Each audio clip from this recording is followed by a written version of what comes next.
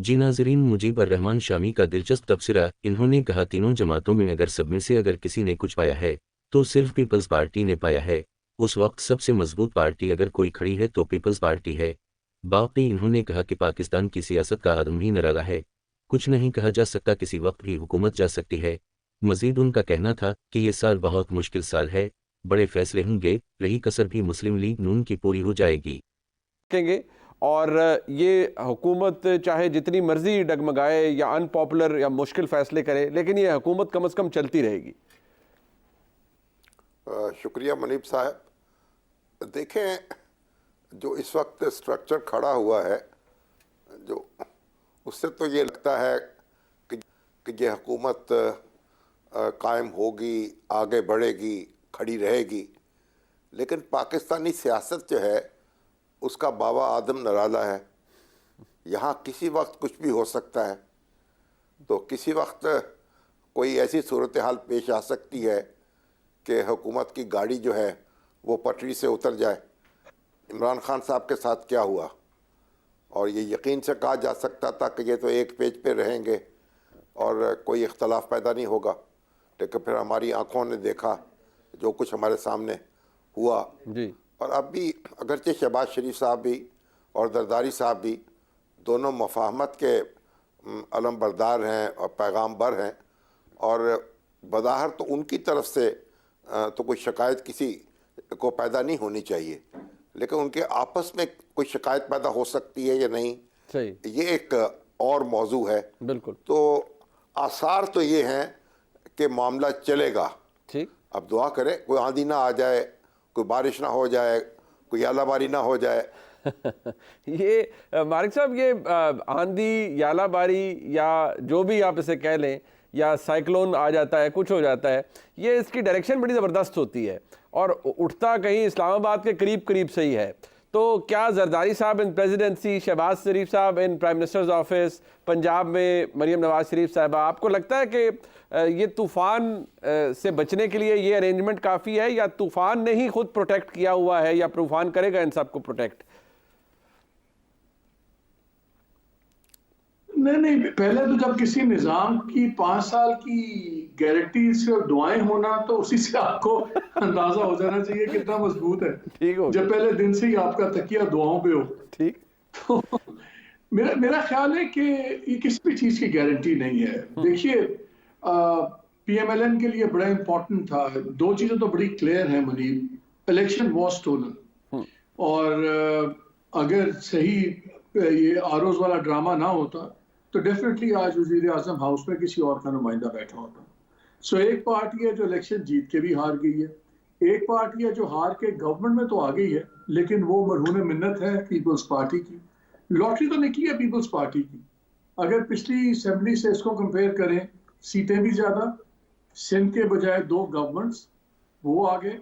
Federal government के अंदर वो बादशाह हैं, उन्होंने उनकी एक तलवार है जो शहबाज साहब की गर्दन पे हर वक्त, जब चाहे वो चला दें और गवर्नमेंट गिर जाए, और आईनी होते उनके पास। अगर जो इलेक्शन जीता है तो वो पीपल्स पार्टी जीता और जरदारी साहब जीते। सो आई थिंक कि सबसे कंफर्टेबल पोजीशन में जरदारी साहब हैं, और जो इन्होंने कैबिनेट नहीं भी ज्वाइन की, उनको पता है कि पहले साल 2-3 साल को छोड़े, पहला साल बहुत टफ है, बहुत सख्त फैसले लेने हैं आपने। आईएमएफ का बजट लाना है, उस बजट को इम्प्लीमेंट करना है, उसके बाद ग्रेजुअली आपकी कम अज कम जो एक्सपर्ट्स कह रहे हैं बिजली की, गैस की कीमतें 100% और बढ़ेंगी, एक क्यामत का समा होगा। तो आई थिंक वो देखेंगे कि तमाम मलबा उठाए, अगरचे बजट की जिम्मेदारी वो शेयर करेंगे सब कुछ, लेकिन still government of the day होती है, जो वो सारा मलबा तो उस पर पड़ता है।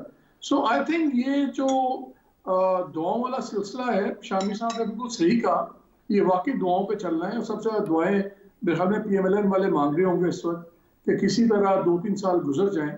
मेरा ख्याल है पहला साल बड़ा क्रूशल है वो, और फिर दूसरे साल में, अब थर्ड साल जो आ रहा है उसमें बड़े फैसले और भी हैं, एक्सटेंशन के फैसले भी हैं, बिल्कुल, और वो करने होंगे। बिल्कुल ठीक है। गो के अभी तक हम उनसे दूर हैं, और उन पे अगर अभी हम बात ना करें तो इज्तिमाई सेहत के लिए भी अच्छा है। लेकिन अगर शामी साहब, जो इस वक्त सूरत हाल है, पंजाब के अंदर मरीम नवाज शरीफ साहबा हैं, उधर शहबाज शरीफ साहब हैं वफाक के अंदर, जाहिर बात है ये निज़ाम भी जिस तरह से आपने कहा जो ढांचा खड़ा हुआ है, जाहिर बात है इस निज़ाम इसके ऊपर जो छतरी है वो पाकिस्तान की मुक्तदरा यानी एस्टैब्लिशमेंट की है। तो असर कितना आपको नज़र आ रहा है पंजाब के फैसलों के ऊपर और वफाक के फैसलों के ऊपर पाकिस्तान की एस्टैब्लिशमेंट का? देखिए मुनीब साहब, असर तो यानी एस्टेब्लिशमेंट के फैसलों का हुकूमत पर होगा, वफाक पर भी होगा और सिंध पर भी होगा, बलूचिस्तान पर भी होगा, पंजाब पर भी होगा और इनके फैसलों के असरात एस्टेब्लिशमेंट पर भी होंगे। इस वक्त तो ये दोनों एक दूसरे से जुदा नहीं हो सकते और ये दुरुस्त बात है कि जरदारी साहब की और पीपल्स पार्टी की पोजीशन कदरे मुस्तहकम नज़र आती है, लेकिन एक सवाल ये है कि कोई तब्दीली वो सिस्टम के अंदर अकेले ला नहीं सकते। जो कुछ उन्होंने हासिल कर लिया है इससे आगे उनके लिए हासिल करना बहुत मुश्किल होगा, बल्कि वो मुस्लिम लीग नून से कुछ छीन भी नहीं सकेंगे उसके लिए, क्योंकि अब ये उनके बस की बात नहीं रही। ठीक, हाँ, अगर पीटीआई के साथ उनका मामला हो जाए फिर मंजर बदल सकता है और उसके अपने मुस्बत और मनफी असरात होंगे, लेकिन अगर पीटीआई और पीपल्स पार्टी के दरमियान फासला वही रहता है जो आज है जी, तो फिर तो मुस्लिम लीग नून के लिए परेशानी की कोई बात नहीं है। मालिक साहब, इफेक्टिवली देखा जाए तो इमरान खान जेल से पार्टी चला रहे हैं, खैबर पख्तूनख्वा में हुकूमत है, वो पार्लियामान के अंदर भी है और कह रहे हैं हम सड़कों पर भी आएंगे। तो आपको लगता है कि पीटीआई ने या इमरान खान ने रेकनसाइल कर लिया है जो हालात बने हैं उससे कि भाई ऐसा ही निज़ाम चलना है और फिर इसी में से कोई गुंजाइश हमने निकालनी है या हमारे लिए निकलेगी? क्योंकि मियां नवाज शरीफ के लिए भी निकली जब वो 18 में गिरफ्तार हुए, फिर जारी बात है एक वक्त आया कि फिर एस्टैब्लिशमेंट ने उनको रिलीफ दिया और वो बाहर गए। तो इस तरह इमरान खान साहब को भी आपको लगता है ये रिलीफ मिल सकेगा in the times to come और maybe in the months to come? Munib, अभी इमीडिएटली तो नहीं मिलेगा। देखिए, एस्टैब्लिशमेंट ने सब कुछ करके गवर्नमेंट बना ली है। इमरान खान ने जो मर्जी कर लिया, जितना मर्जी रिजल्ट दिखा दिया, सॉलिड दिखा दिया, टर्नआउट और सीटें भी जीत के, लेकिन वो अंदर है, पार्टी की इक़्तिदार से बाहर है, एक सूबे में गवर्नमेंट है, आज भी उनके लोग गिरफ्तार हो रहे हैं।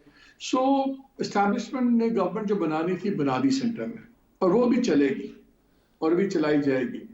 पब्लिकली इमरान खान अपना स्टांस नरम नहीं कर सकते, अगर वो सॉफन करेंगे उनकी सपोर्ट बेस डैमेज होगी, इसलिए पब्लिकली तो वही स्टांस रहेगा, सब कुछ चलेगा। आज गंडापुर साहब ने भी कहा कि जी सदर को कबूल करना तो जरूरी है, मानना पड़ेगा कि वो सदर हैं, तो फ्लर्टेशन तो शुरू हो गई है। मेरा ख्याल है ये ताल्लुकात तभी जरदारी साहब इनसे तभी ज्यादा सीरियसली भी गुफ्तगू करेंगे या फ्लर्ट करेंगे जब वो सोच लेंगे कि सेंटर में अगर हमें तब्दीली लानी है, उसके लिए तो करें, उसके बगैर वो नहीं करेंगे। वो इसलिए भी मिडिल ग्राउंड नहीं प्ले करेंगे। देखिए, एस्टैब्लिशमेंट को भी चाहिए जरदारी साहब जैसा एक बंदा जो कल कलाम को जब बात करनी हो तो वो ब्रिज बन सके पीटीआई और एस्टैब्लिशमेंट के दरमियान में। आफ्टर ऑल किसी ना किसी को तो एक स्टेज पे आके आर्बिट्रेशन करवानी होगी, बातचीत करनी होगी। लेकिन ये मेरा ख्याल है कि जरदारी साहब कोई ऐसी आर्बिट्रेशन नहीं करेंगे जिसका बेनिफिशरी पीएमएलएन हो। वो तभी करेंगे जब उनका बेनिफिशरी उनकी पार्टी हो और फिर बारी लगती हो बिलावल साहब की। एक